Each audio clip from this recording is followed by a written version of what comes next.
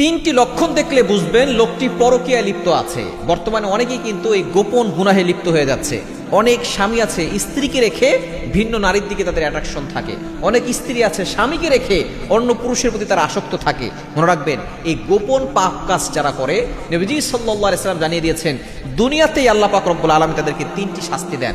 এই তিনটি লক্ষণ দেখলেই বুঝবেন সে এই গোপন গুনাহের ভিতরে লিপ্ত আছে। এক নম্বর হচ্ছে চেহারার সৌন্দর্য নষ্ট হয়ে যাওয়া।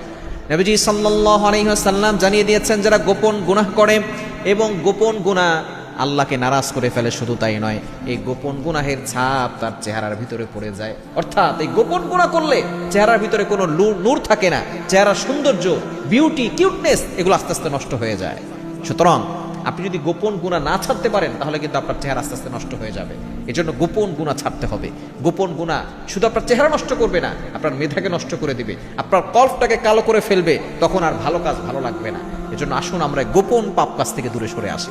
দ্বিতীয় নাম্বার হচ্ছে যারা গোপন পাপ কাজ করে আল্লাহ পাক রব্বুল আলামিন তাদের রিজিকের ভিতরে সংকীর্ণতা দিয়ে দেয়, তাদের রিজিকে কোনো বরকত থাকে না। দেখবেন যারা পরকীয়ায় লিপ্ত আছে তারা আস্তে আস্তে এমন একটা অবস্থায় চলে যায়, তারা দারিদ্রতার ভিতরে চলে যায়, তাদের ভিতর থেকে অভাব দূর হয় না। অনেকে দেখবেন কোটি কোটি টাকার মালিক, আমরা উপর থেকে দেখতেছি যে সে খুব ভালো আছে, কিন্তু ভিতর থেকে দেখবেন সে অশান্তির ভিতরে আছে। সে যদি অন্যায় কাজ করে, সে যদি গোপন পাপ কাজ করে, সে দেখবেন কখনো ভালো থাকতে পারবে না, তার রিজিকে বরকত থাকবে না। দেখবেন কোটি কোটি টাকার মালিক, অনেক বিল্ডিং আছে, আবার ঋণ আছে এত কোটি টাকা, তার অনেক টাকার বাড়ি আছে, গাড়ি আছে, আবার ঋণও আছে, সে এই টেনশনে ঘুমাইতে পারে না। এজন্য অবশ্যই আমাদেরকে সতর্ক থাকতে হবে।